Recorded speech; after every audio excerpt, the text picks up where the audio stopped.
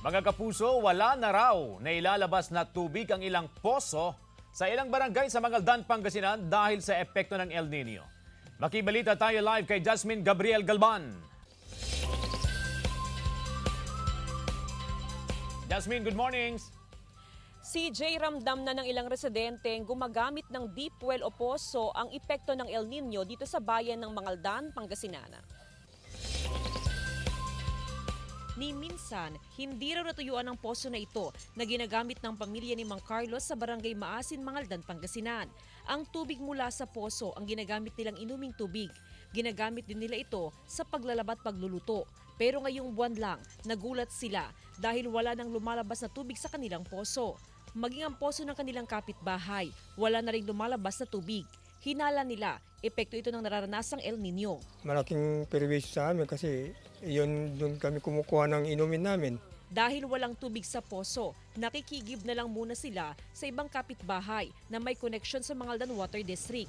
Sa ngayon, wala namang nakikitang problema ang lokal na pamahalaan. Maliit na porsyento lamang ang nakadepende sa poso o deep well. Nakahanda rin ang Mangaldan Water District sa epekto ng El Nino. Wala naman daw magiging problema sa supply dahil may mga karagdagang pumping station na binubuksan ng MAWAD. Target ng Water District na magkaroon ng pumping station ng bawat barangay. Tsaka hindi lang po ganon, kung hindi naman po pumping station, baka sakaling yung tangke, sarili nilang tangke. Actually, yung target ng Water District for the next 10 years is lahat ng barangay. Samantala, sa datos ng Center for Health Development Ilocos Region, as of 2021, nasa 53.46%, katumbas ng 64,120 na pamilya sa Region 1 ang nakadepende pa rin sa deep well bilang source ng inuming tubig.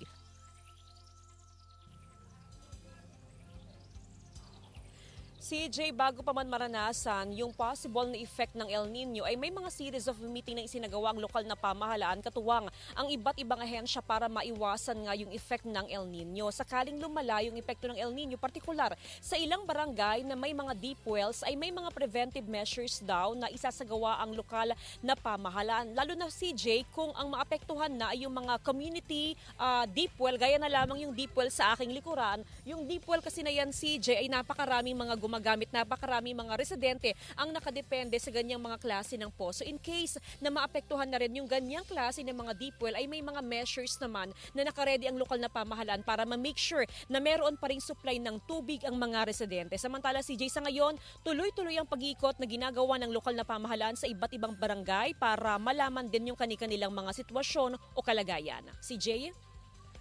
Maraming salamat, Jasmine Gabriel Galban.